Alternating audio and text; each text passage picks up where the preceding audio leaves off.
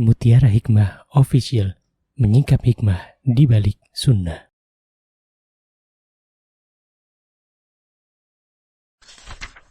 Salurkan donasi terbaik Anda untuk mendukung dakwah Mutiara Hikmah Official.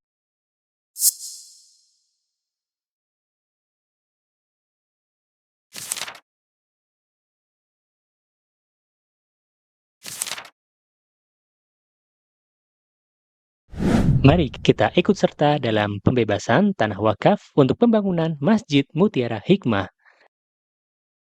Bagi Anda yang ingin menyalurkan donasi, bisa melalui rekening Bank BSI di nomor rekening 2200220245 atas nama Masjid Mutiara Hikmah.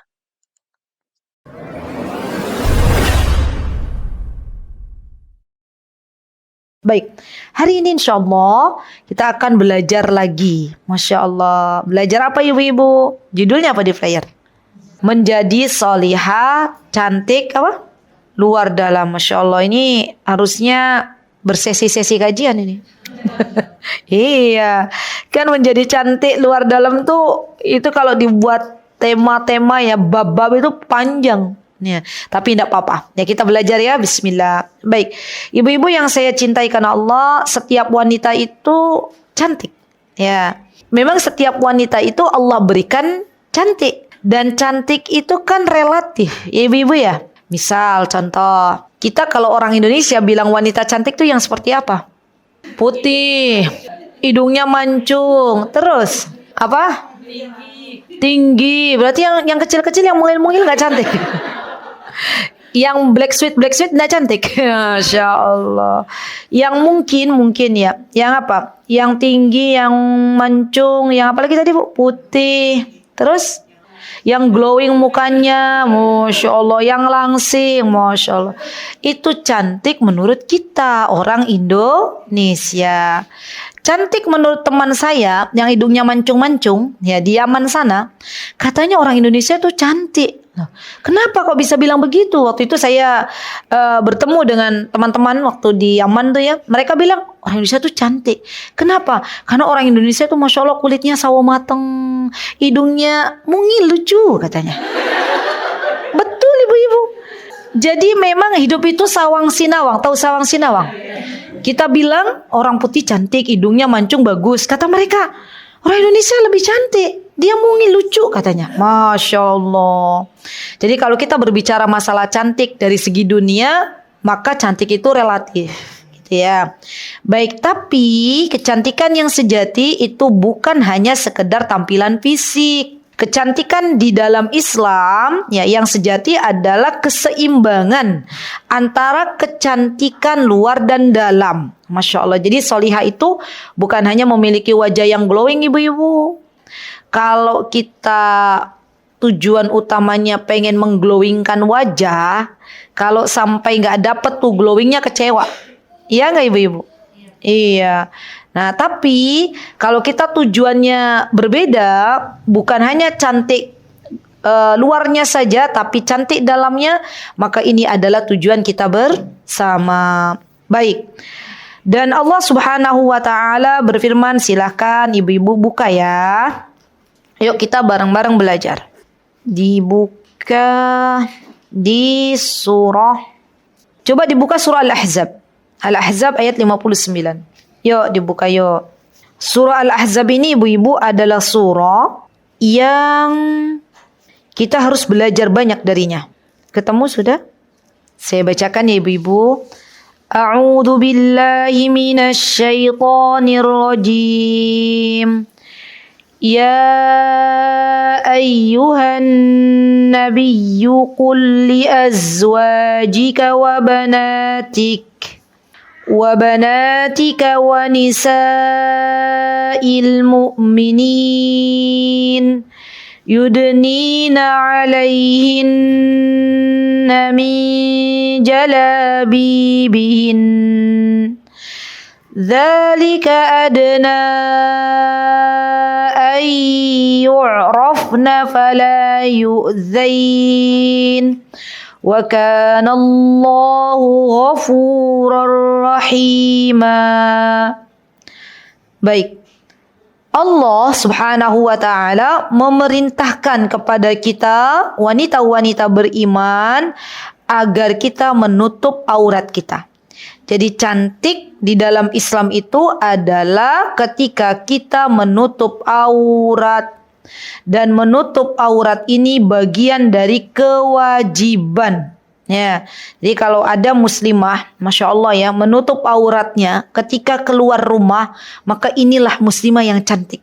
Ya, tapi kalau ada muslimah yang mengumbar auratnya, diumbar, ya, rambutnya kelihatan, kakinya kelihatan, tangannya kelihatan, maka sesungguhnya muslimah ini tidak cantik menurut Allah.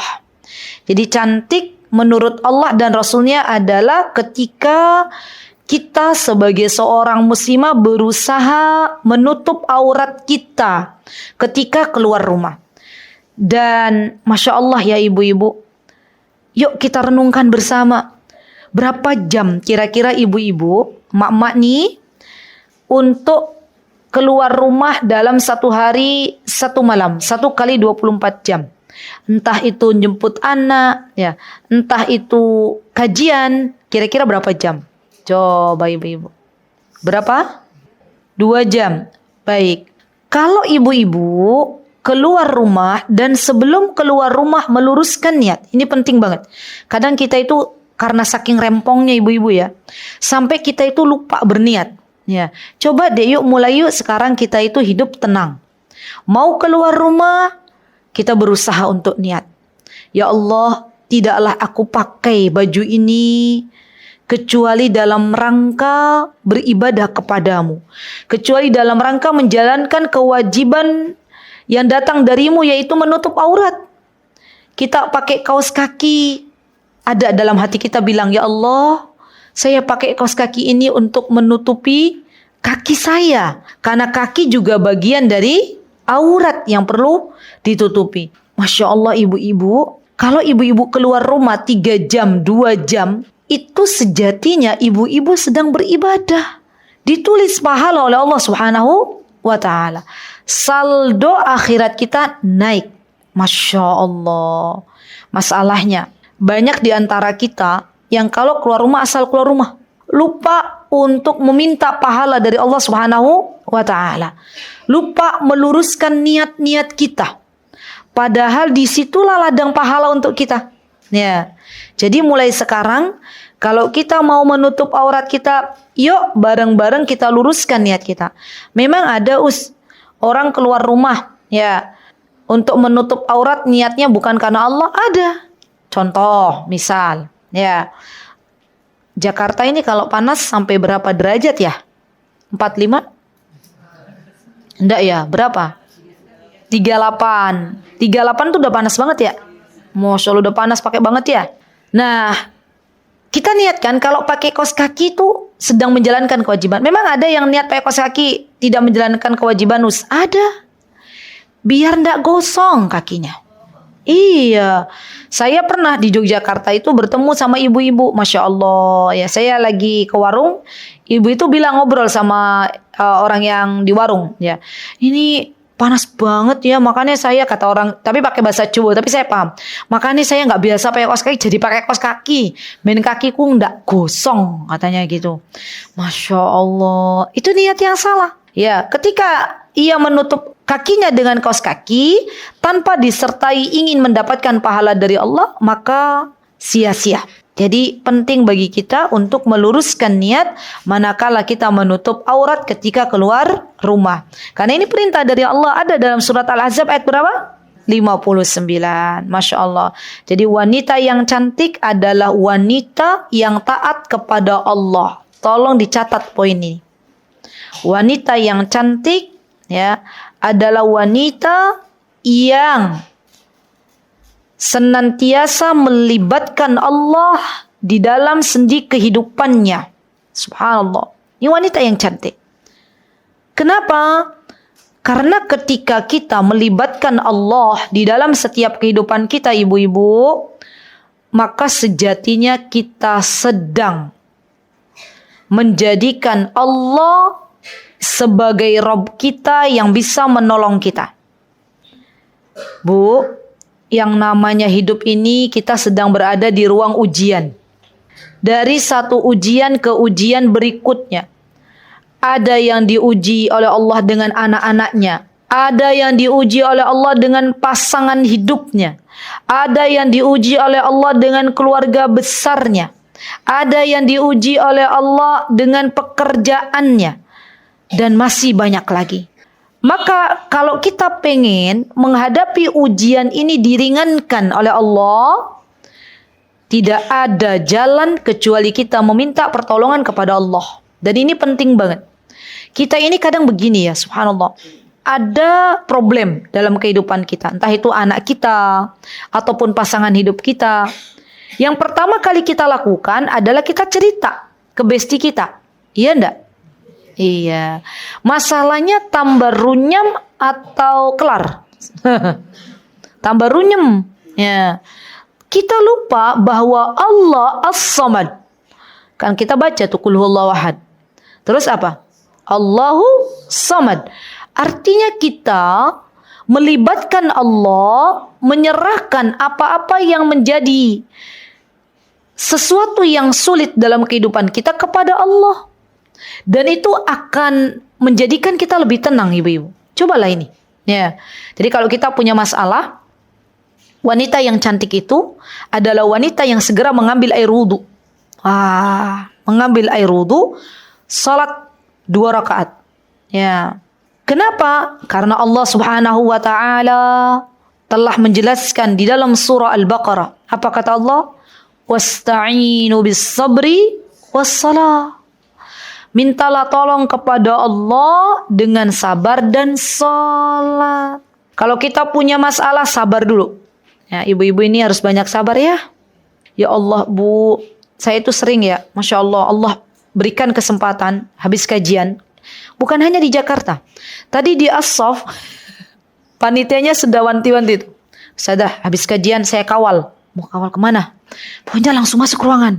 Ya, kita nggak mau lagi kejadian. Mungkin mereka pernah. Ya, waktu itu ada jamaah yang saya selesai kajian terus pada datang gitu ya. Nanya tuh. Ya, akhirnya apa? Saya nggak bisa keluar. Ya, Masya Allah. Dan beginilah emak-emak. Ya, ibu-ibu kan begitu. Ibu-ibu itu kalau punya masalah, kalau punya problem, itu pengen curhat. Dan itu memang fitrahnya kita sebagai seorang wanita. Tapi kita lupa, Bu, bahwa yang pertama kali harus kita lakukan ketika kita pengen diberikan solusi oleh Allah adalah sholat.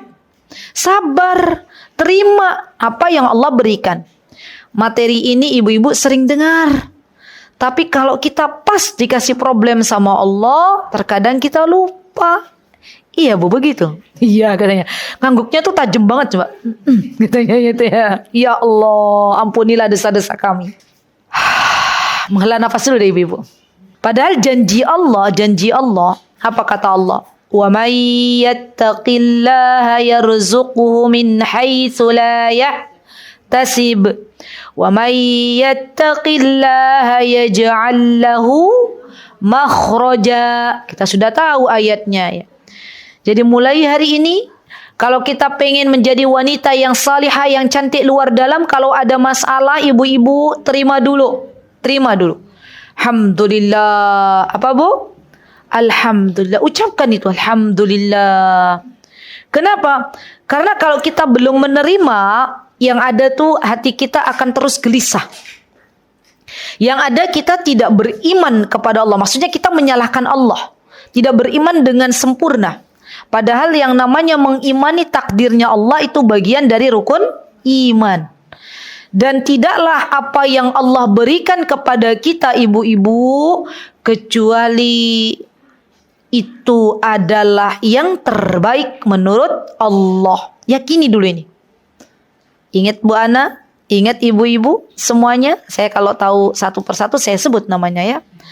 Bahwa segala apa yang terjadi pada diri kita, maka itu adalah yang terbaik dari Allah. Apapun itu, baik yang sesuai dengan harapan atau yang tidak sesuai dengan harapan, terima dulu. Ya, alhamdulillah, ucapkan alhamdulillah. Kita nggak pernah tahu. Bisa jadi Sesuatu itu tidak kita harapkan, tapi ternyata Allah sedang mengangkat derajat kita. Kita nggak pernah tahu kalau ternyata ada sesuatu yang tidak kita harapkan dalam kehidupan kita, ternyata itu cara Allah membersihkan dosa-dosa kita. Jadi terima dulu, alhamdulillah. Setelah kita mengucapkan alhamdulillah, maka bersabar. Yang namanya hidup itu butuh sabar. Kayaknya ya Bu ya, teori sabar nih sering kita dengar. Iya nggak Ibu-ibu? Iya Ustazah. Ustadz, di sini siapa yang biasa ngisi? Ustadz Firanda? Masya Allah, beliau juga pernah memberikan ya. Masya Allah. Tinggal kita praktek sabar itu. Ya. Apa Bu tadi Bu? Saya pengen dengar dari Ibu-ibu. Kayaknya masih ada yang berat juga. Sabar ya. Subhanallah Ibu-ibu. Sabar ini bagian dari ibadah. Sabar ini bagian dari ibadah. Ibadah yang pahalanya Allah apa Bu? Allah sembunyikan. Saking besarnya pahala sabar. Masya Allah, Masya Allah. Maka kalau ada problem, wanita yang cantik itu adalah wanita yang berusaha menerima segala apa yang Allah berikan. Dan ini berat Bu, prakteknya Bu. Yang kedua sabar. Kenapa? Karena dengan sabar, maka Masya Allah, dia akan lebih mudah mengatur emosi. Sabar dulu, sabar. Setelah sabar, baru minta sama Allah. Ya Allah, hamba mau curhat sama Engkau. Sudah, kita curhat sama Allah. Ya Allah, begini. Ya Allah, ufawwidu hadal amri ilaik. Apa ufawwidu hadal amri ilaik? Ya Allah, saya serahkan nih ya Allah, ya problem yang begitu besar ini kepadamu. Dan orang yang menyerahkan persoalan kepada Allah, Allah akan bantu. Allah akan bantu. Ibu-ibu yakin gak sih sama pertolongan Allah? Saya tanya. Yang bilang yakin cuma sedikit. Ibu-ibu yakin kalau Allah nolong kita? Yakin. Masya Allah. Yakin. Ya, kenapa? Karena coba deh, Masya Allah ya gini ya. Masya Allah. Saya itu dapat pelajaran yang sangat berharga Bu Lia. Ketika terakhir membimbing jamaah umroh. Jadi ada travel yang minta kami, saya sama suami, alhamdulillah hadza min fadlillah. Ini adalah keutamaan dari Allah. Ya Masya Allah, Allahumma barik. Ya Masya Allah. Yang minta untuk membimbing jamaah umroh. Selama kami menjadi pembimbing ibu-ibu, baru kali ini Allah berikan kepada kami kesempatan untuk ke Badar. Coba ibu-ibu pernah yang ke Badar? Berdoa sama Allah. Dan saya doakan semoga Allah, Zat yang maha baik, Zat yang maha kaya, semoga Allah berikan untuk ibu-ibu semua yang hadir, untuk kita semuanya, berkunjung ke Badar. Amin. Memang di mana Ustazah Badar? Di Madinah. Ya, jadi nanti ada hikmahnya. Jadi Badar itu ibu-ibu letaknya kurang lebih 1,5 jam dari kota Madinah. 1,5 jam. Jauh, lebih dekat dari Al-Ula. Ya, kan zaman sekarang mbak-mbak kan pada pergi ke Al-Ula tuh. Ya, berapa tuh Al-Ula? 7 jam. Dibela-belain. Untuk apa? Foto. Iya, maksudnya nggak gimana ya? Kalau Badar ini, ya ibu-ibu, ini ada napak tilas sejarah. Apa ya bahasanya napak tilas ya? Sedikit saya ceritakan. Jadi Bu, ketika kami di sana, itu pertama kali kami diperlihatkan ya oleh Allah Subhanahu wa taala dengan kuburan syuhada Badar. Masya Allah. Setelah itu bergeser, kita sholat ya karena pas bertepatan dengan waktu sholat, ya tidak ada sholat khusus di masjid ini, tidak ada. Tapi pas bertepatan dengan waktu sholat, kami sholat waktu itu di masjid dekat kuburan syuhada Badar. Di masjid itu pernah Rasulullah Shallallahu Alaihi Wasallam mendirikan tenda. Dulu. Jadi masjid itu dibangun, dulunya ada tendanya Rasulullah yang. Ya. Jadi Rasulullah itu ketika ada peperangan Badar, ibu-ibu, ya, Rasulullah mendirikan tenda, ya. Dan di situ Rasulullah semalam suntuk. Bayangkan, para sahabat ditidurkan oleh Allah, datang hujan, dalam Al-Qur'an ada tuh surat Al-Imran. Datang hujan, gerimis, para sahabat tertidur. Allah tidurkan memang sengaja. Rasulullah bangun ibu-ibu. Ya Allah, Allahumma shalli ala Muhammad wa ala ali Muhammad. Ya Allah, kita itu kalau ingat ya, Masya Allah, perjuangan Rasulullah tuh begitu luar biasa. Rasulullah tuh bangun, Rasulullah sholat sepanjang malam. Rasulullah memohon kepada Allah, ya Allah, besok ada peperangan di mana peperangannya itu untuk pertama kali. Karena itu pada tahun 2 Hijriah ya ibu-ibu ya. Untuk pertama kalinya peperangan itu ada. Berarti kan umat Islam belum ada perang sebelumnya. Jadi belum ada istilahnya, belum ada pengalaman. Rasulullah tuh menyerahkan semuanya kepada Allah. Rasulullah salat, minta sama Allah pertolongan. Ya Allah tolonglah kami, ya Allah tolonglah kami. Ya Allah, apa yang terjadi ibu-ibu keesokan harinya? Ada yang tahu? Ada yang tahu? Ibu-ibu sudah belajar sejarah kan? Sirah kan? Ya belajar kan? Masya Allah, indah ya belajar sirah itu. Ternyata keesokan harinya Allah turunkan malaikat dari atas langit, Bu Ana. Turun, Allah turunkan. Dan kami dari masjid itu, kami diajak ya dekat-dekatan. Jadi di sini Syuhada Badar, di sini masjidnya. Terus tidak jauh dari masjid itu ada namanya Jabal Malaikah, Gunung Malaikat. Ya, namanya kalau orang Indonesia bilang Gunung Malaikat. Dan di Gunung Malaikat itu menjadi saksi. Gunung Malaikat itu menjadi saksi bahwa Allah telah menurunkan malaikat dari atas langit untuk menolong kaum muslimin. Masya Allah Bu, lihat. Allah itu zat yang maha baik. Ketika kita minta tolong sama Allah, Allah kasih. Tinggal kita yakin atau enggak. Dan Allah itu kalau sudah kasih pertolongan kepada kita ibu-ibu, maka mungkin kita nggak percaya. Tapi itulah Allah. Allah kalau sudah memberikan pertolongan kepada hambanya, dengan caranya Allah. Malaikat Allah turunkan. Ya kemana? Malaikat Allah turunkan ke bukit itu.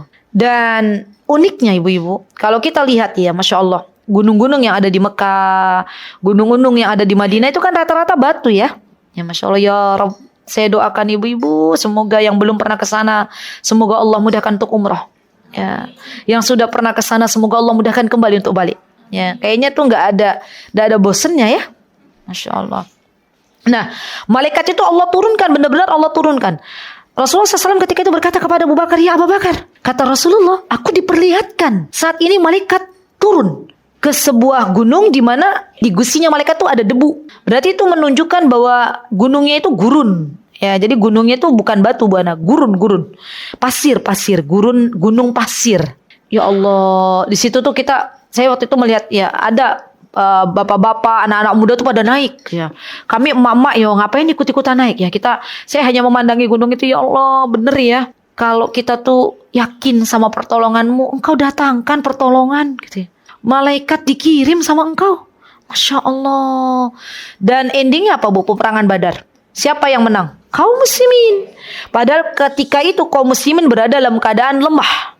Ketika itu kaum muslimin jumlahnya lebih sedikit daripada orang-orang kafir Quraisy, 3.000 banding 300. Tapi Allah datangkan pertolongan kepada kaum muslimin ya, di antaranya karena Rasulullah sallallahu alaihi wasallam berdoa salat, meminta pertolongan kepada Allah. Dari sini kita bisa ambil ibrah, wahai ibu-ibu yang pengen cantik luar dalam, bahwa sesungguhnya kalau ada sesuatu yang terjadi dengan kita, mari kita minta tolong sama Allah. Caranya bagaimana? Berdoa, salat. Ya, salat, perbanyak salat. Ya. Dan salatnya harus khusyuk. Ini loh Bu Lia yang jadi PR kemarin. Ya, belum lama ini ada daurah untuk salat khusyuk. Tapi di Hotel Movenpick Surabaya. Ya, jadi kami ke Jakarta ini baru 2 kali, alhamdulillah. Ya, di bulan apa tuh kemarin? September akhir ya, sama sekarang September akhir kan? November, oh iya November, maaf November. Masya Allah cepat banget ya, berapa November? Iya 2 bulan, Masya Allah. Kalau ke Surabaya, alhamdulillah sering, ya Masya Allah. Nah, itu Masya Allah ya teman-teman, kita itu ini nanti mudah-mudahan kita bisa belajar lah tata cara salat khusyuk.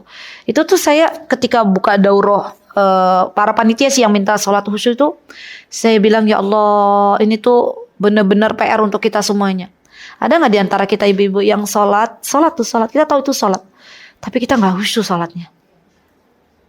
Bahkan mungkin ada di antara kita yang sholat tapi kita nggak paham bacaannya. Ya, kita sholat tapi masih ingat orderan, kita sholat masih ingat anak. Ya Allah, astagfirullah wa atubu ilaih.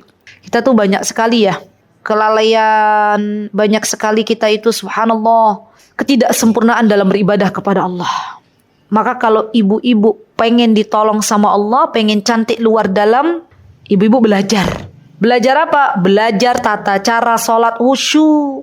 Rasulullah itu kalau sholat, para sahabat itu kalau sholat, mereka tuh sholatnya khusyuk. Ya Allah, ampunilah dosa-dosa kami ya Rabb. Malu sama Allah ya. Ya Allah, Allah tuh sudah kasih kita nikmat yang banyak, tapi kita sholat belum khusyuk. Ini kajian yang saya sampaikan di Masjid As-Saff tadi pagi. Ya, jadi kita itu malu sama Allah. Kenapa? Allah sudah kasih kita banyak nikmat, tapi untuk masalah salat kita belum khusyuk.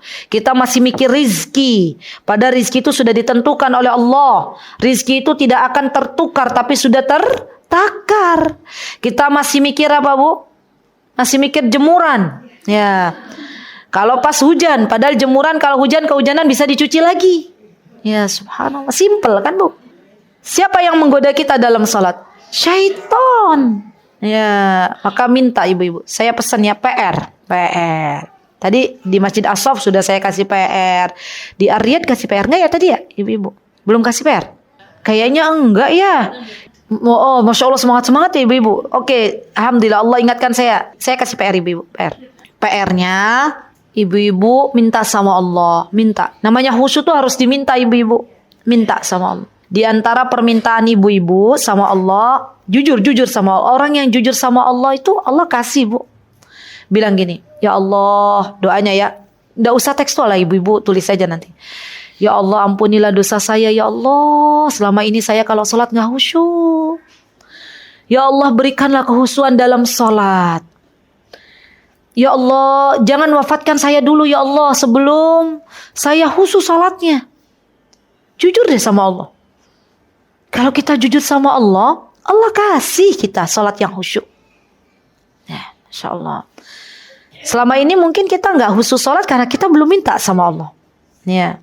Selama ini kita masih sulit menghadapi persoalan-persoalan hidup karena kita belum menyerahkan urusannya kepada Allah. Maka wanita yang cantik luar dan dalam akan melibatkan Allah dalam segala urusan hidupnya. Ini poin paling penting ibu-ibu. Ya. Baik. Nah itu kalau untuk urusan hati.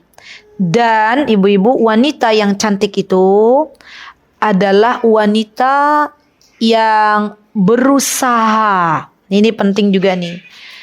Untuk belajar apa-apa yang dibutuhkan dalam hidupnya.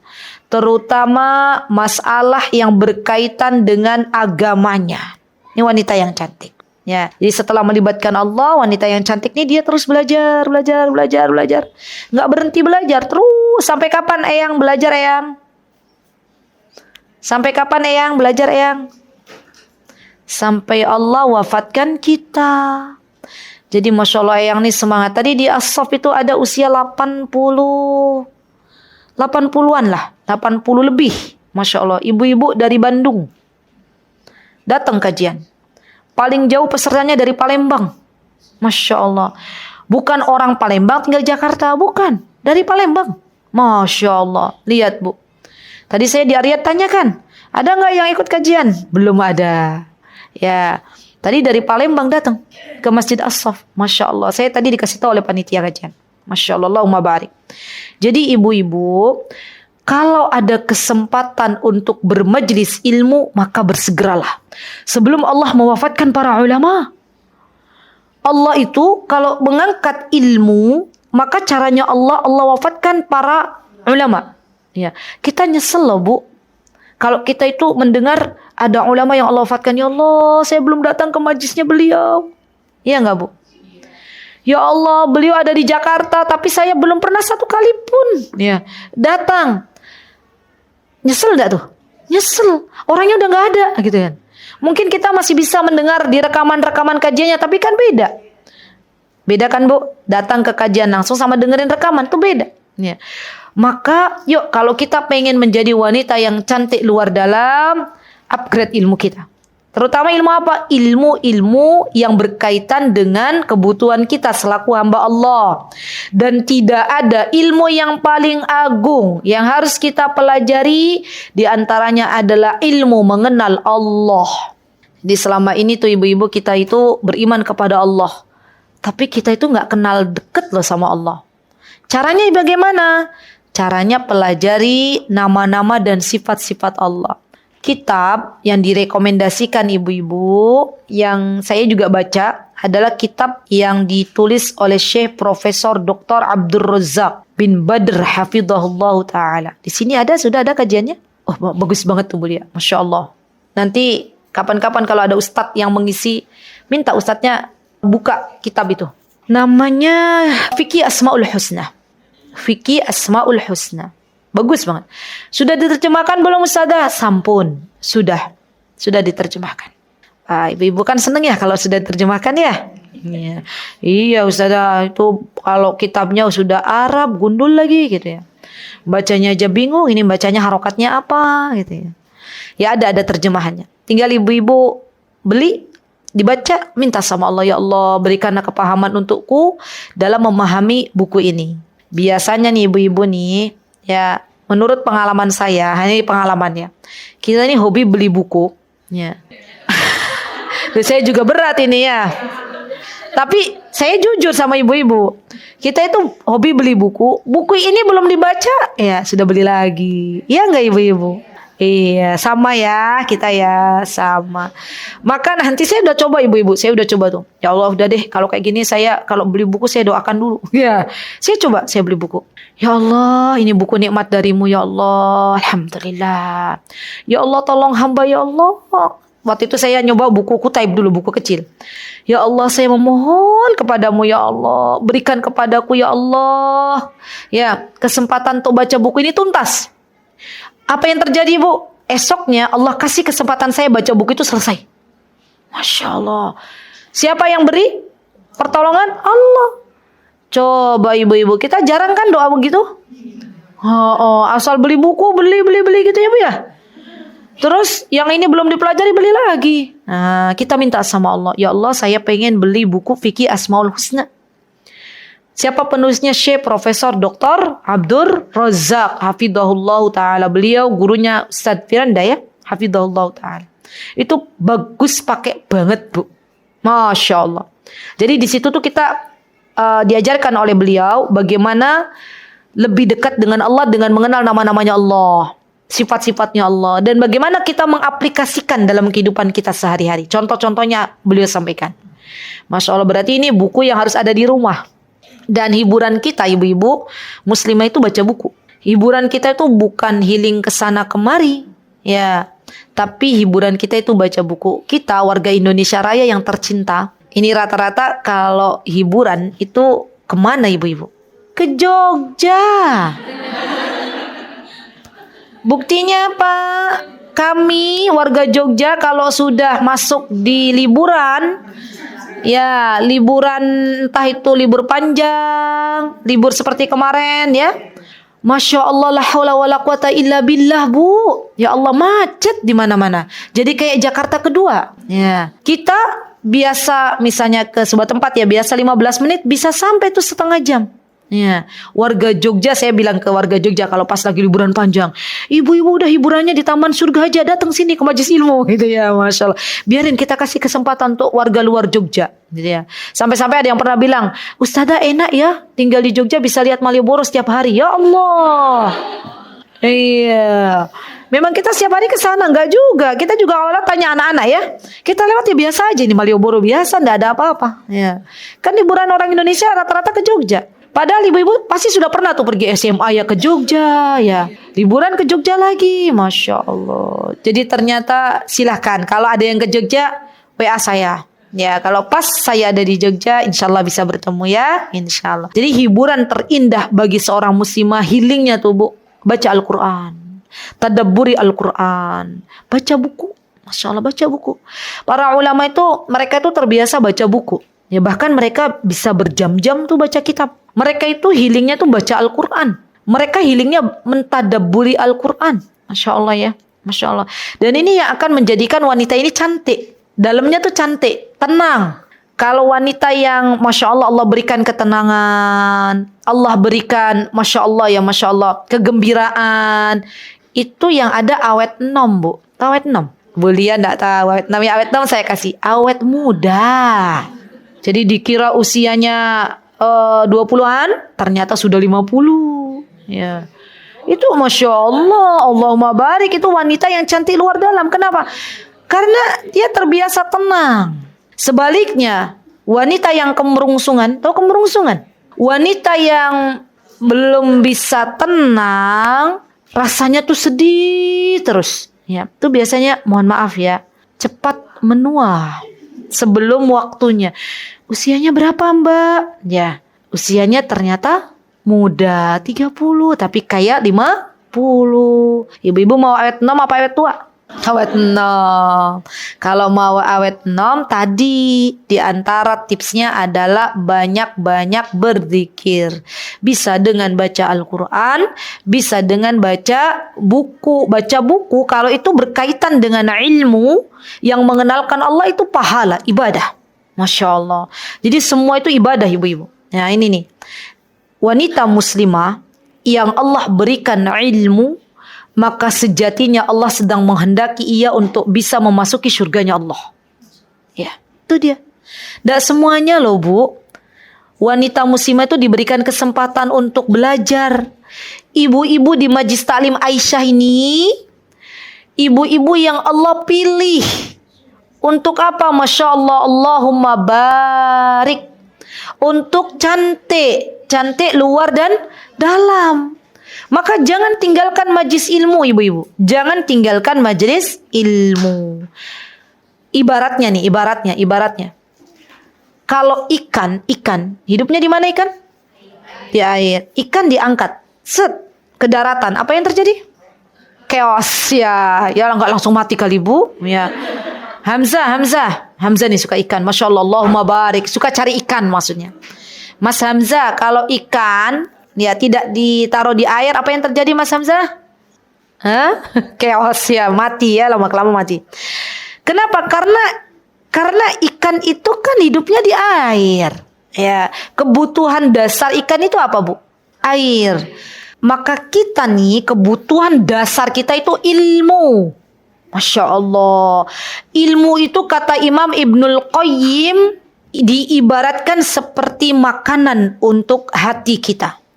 Dan ilmu kita butuhkan setiap saat. Kalau makanan kita butuhkan, ibu-ibu makan sehari berapa kali ya? Oke. Kalau kita belajar masalah bab fikih saum, yang membatalkan puasa nopo? Makan buah, kita lagi puasa, buah masuk ke mulut kita, itu batal enggak? Oke, berarti makan buah, nyemil buah, itu makan bukan? Ibu nyemil berapa kali? Berarti makan sehari berapa kali? Enggak terhitung Ustazah, mungkin 10 kali ya kan? Orang kita ini, orang Indonesia ini subhanallah ya, belum dihitung makan kalau belum makan nasi. Padahal yang namanya makanan kalau masuk ke mulut kita walaupun bukan nasi itu makan. Ya. Jadi makan itu kita butuhkan lebih dari 3 kali. Ya enggak ibu-ibu?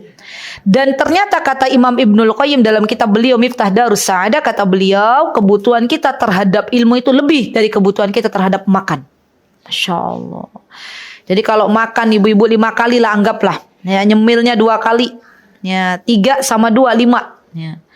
Nyemilnya kapan Nek? Waktu duha gitu kan ya, nyemil sama ba'da duhur. Ya, nyemil. Kalau kita nyemil ya makan 5 kali sehari, maka kebutuhan ilmu lebih dari 5 kali. Ya Masya Allah. Dan ingat ya Bu, ini nasihat untuk diri saya dan ibu-ibu semuanya. Ilmu yang Allah titipkan kepada kita itu perlu diamalkan. Jangan hanya ditumpuk. Ya Allah, kita tuh terus berdoa ya ibu-ibu. Apa doanya? Allahumma inni as'aluka ilman nafi'an wa rizqan thayyiban wa amalan mutaqabbalan. Itu doa jangan ditinggal. Kenapa? Karena kita minta sama Allah agar ilmu yang Allah beri kepada kita itu diamalkan. Contoh misalnya, siapa di antara ibu-ibu di sini kalau masuk toilet, ibu-ibu insya Allah udah otomatis tuh kiri duluan, ya. Masuk masjid. Ya, ibu masuk masjid. Ibu-ibu perhatikan langsung kaki. Ya. Mana duluan yang maju? Kaki kanan atau kiri? Oke, selama ini nih, kalau kita masuk masjid kita perhatikan nggak kaki kita? Enggak, Ustazah. Kita otomatis masuk. Ya, padahal kita tahu teorinya. Iya nggak? Pakai sandal, pakai sepatu, yang didahulukan mana, Bu? Oke. Ibu-ibu kalau pakai sandal, pakai sepatu diperhatikan enggak kaki mana yang maju duluan? Buru-buru Ustazah, kajiannya jam 8 kurang 10 saya masih di rumah. Jadi pakai asal pakai aja. Subhanallah. Itu tuh sesuatu yang subhanallah remeh-temeh tapi berpahala loh di sisi Allah. Dan itu tanda kita mengamalkan ilmu. Ya. Jadi hal-hal yang mudah-mudah dulu ibu-ibu kita amalkan dalam kehidupan kita sehari-hari. Ya. Tadi melepas sepatu kita dahulukan kaki kiri. Memakai sepatu kita dahulukan kaki kanan.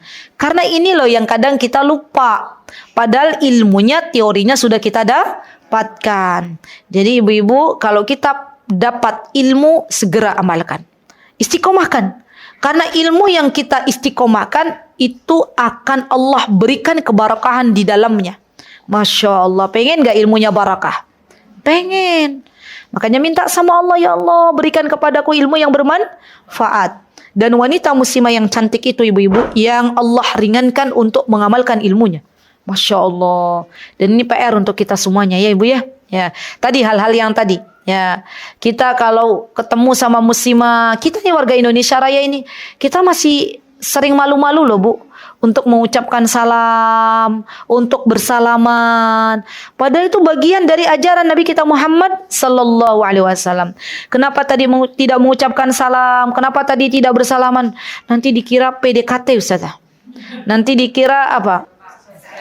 SKSD. Masya Allah. Kenapa kita lebih menghiraukan perkataan manusia daripada mengamalkan sunnahnya Rasulullah? Ya amalkan.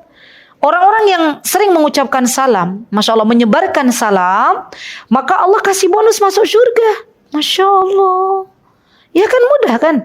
Ibu-ibu lihat ada wanita muslimah, Assalamualaikum ukhti. Waalaikumsalam. Masya Allah. Salaman. Baik yang dikenal ataupun tidak dikenal. Dan itu kan Masya Allah bagian dari nikmat yang Allah berikan kepada kita. Kita bisa berbicara. Coba kalau kita bisu, gimana kita salam?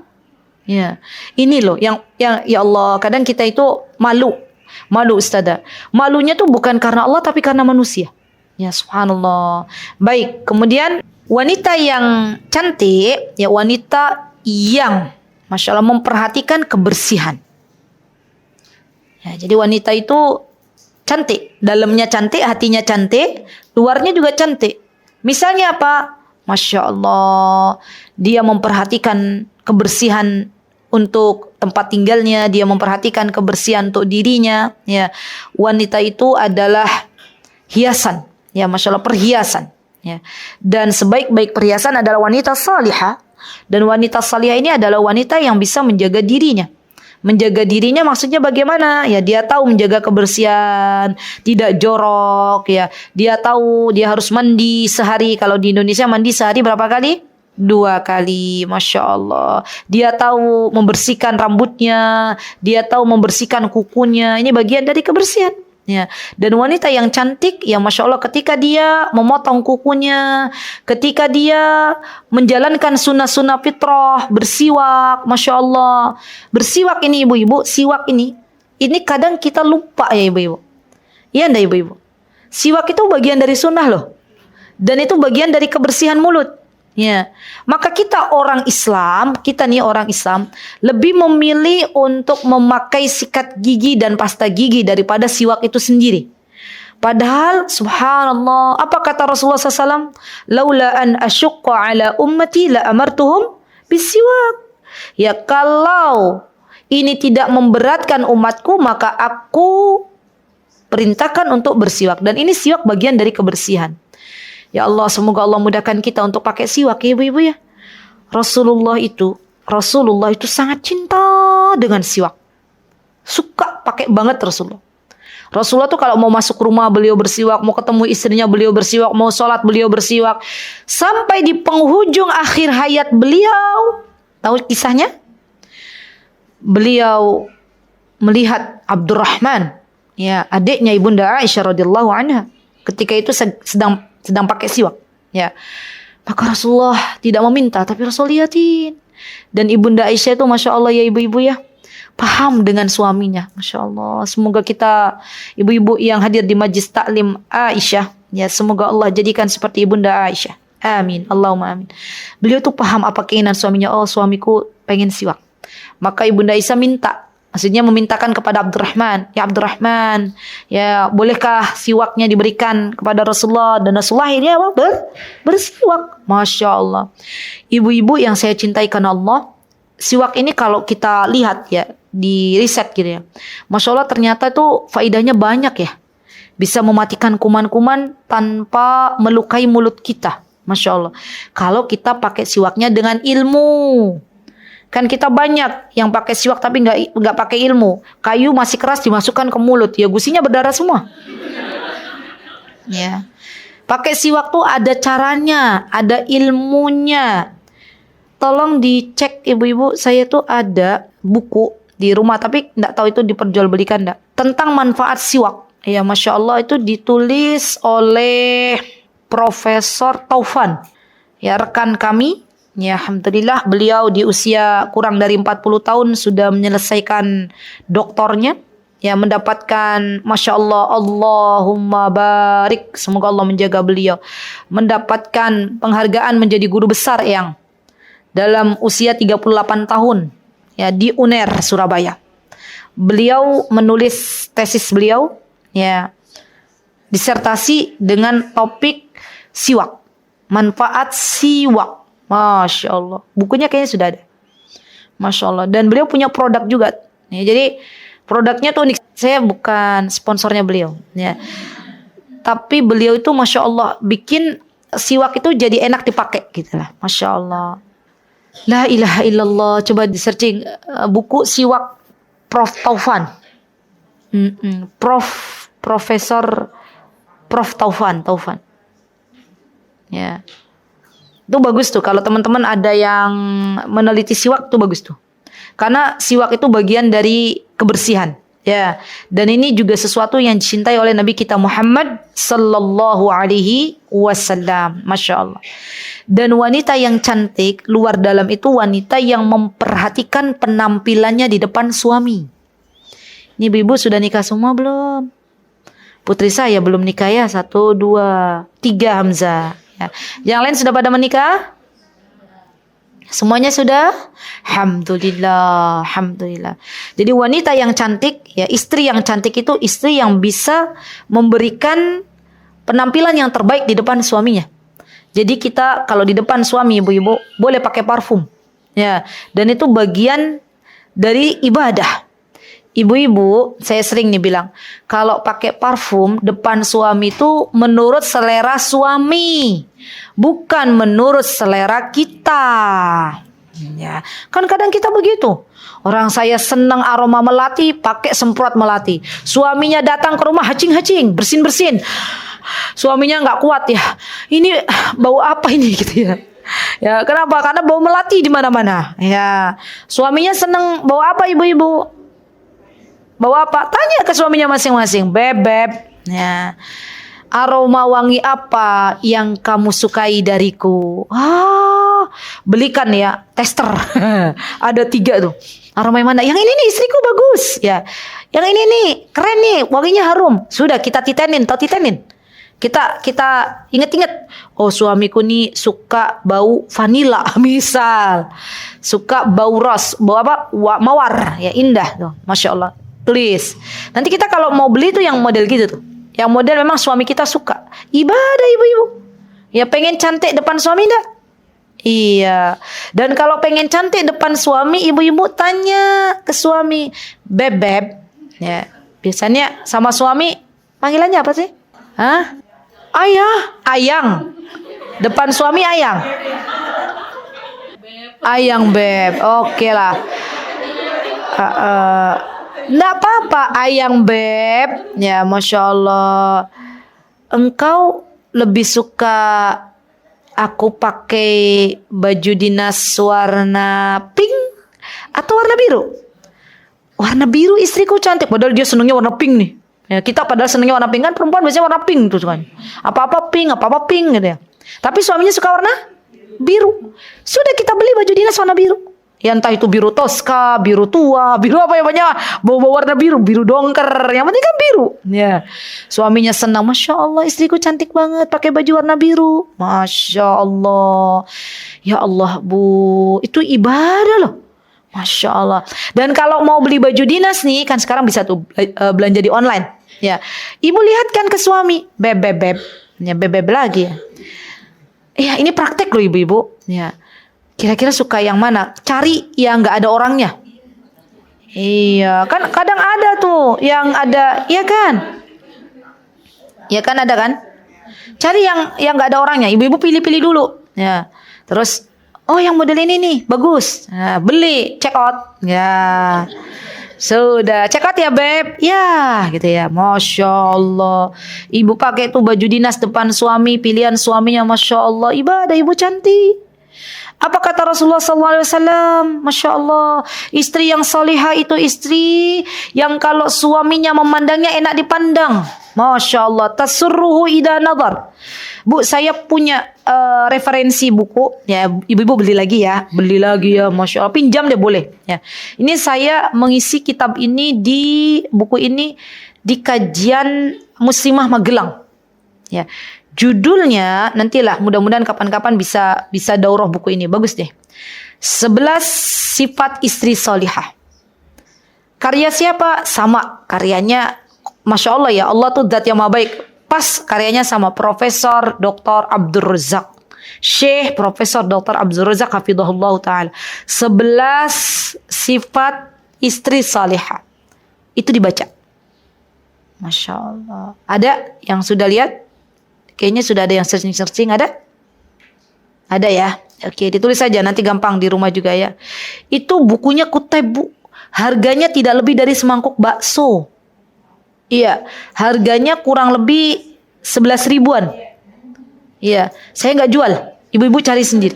Ya, maksudnya Masya Allah loh, itu buku bagus. Masya Allah, kita baca deh. Gimana jadi istri yang cantik? Gimana jadi istri yang dicintai oleh suami kita? Bagaimana jadi istri yang kelak Allah masukkan ke dalam surganya? Itu kita baca. Ya Masya Allah. Kalau kita niatkan beli buku untuk menjadi wanita yang salihah, maka kita dapat pahalanya.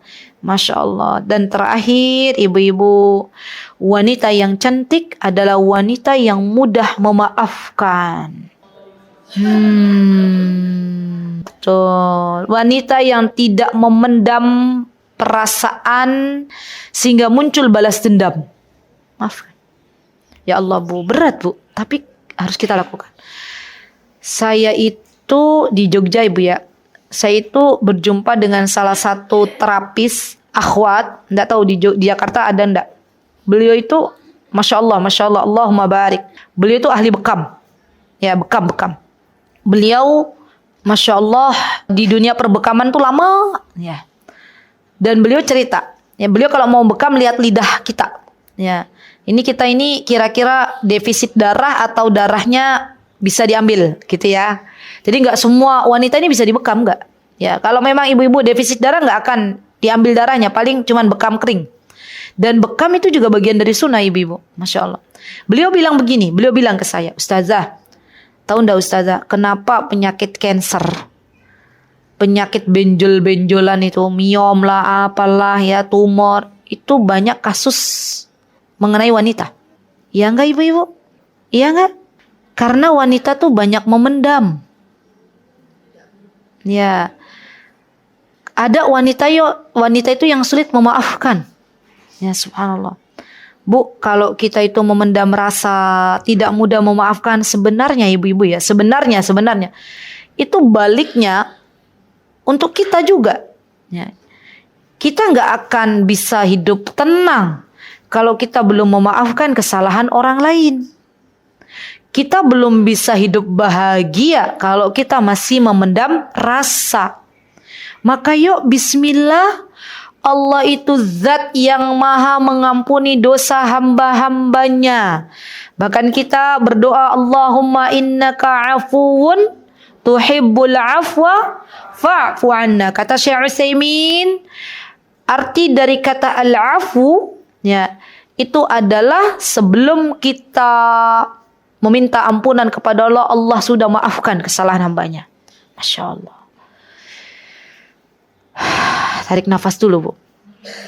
Ya, jadi ibu-ibu, pesan saya, yuk bismillah yuk. Kita keluarkan segala rasa yang ada pendam memendam. Sudah, ya Allah, aku maafkan kesalahan fulan. Kesalahan fulana ya Allah. Sudah ya Allah, saya maafkan. Karena ya Allah, aku tahu aku banyak maksiat. Ya Allah, Engkau zat yang maha mengampuni dosaku. Ya Allah, sudah saya maafkan. Sudah. Toh nanti dia juga akan berdiri di hadapanmu di hari kiamat. Ya kan? Mempertanggungjawabkan apa yang sudah dilakukannya kepada diri kita. Berat loh, Bu. Kita ini berat. Kalau kita ini masih memendam, masih belum memaafkan, berat. Maka kita minta sama Allah. Minta lagi sama Allah. Ya Allah, jadikanlah hamba orang yang mudah memaafkan. Mintanya sama siapa, Bu? Sama Allah. Lagi-lagi sama Allah. Dan kita minta sama Allah, semoga Allah lapangkan hati-hati kita. Semoga Allah beningkan hati-hati kita. Semoga Allah ampuni segala dosa kita. Semoga Allah maafkan segala hamba-hambanya yang pernah menyakiti kita. Ya Allah. Semoga Allah wafatkan kita dalam keadaan husnul khatimah. Amin, Allahumma amin. Dan semoga kelak sebagaimana Allah telah mengumpulkan kita di sini ya akhwat, semoga kelak Allah kumpulkan kita kembali dalam keadaan yang lebih baik. Semoga Allah Subhanahu wa taala kumpulkan kita di dalam surga Firdaus. Amin, Allahumma amin. Baik, itu yang bisa saya sampaikan. Nanti insyaallah ya ada tanya jawab. Jazakunallahu khairan, barakallahu fikunna jami'an. Aqulu qouli hadza wa astaghfirullah li wa lakum wa akhiru da'wana alhamdulillah Rabbil alamin. Assalamualaikum warahmatullahi wabarakatuh. Mutiara Hikmah Official, menyingkap hikmah di balik sunnah.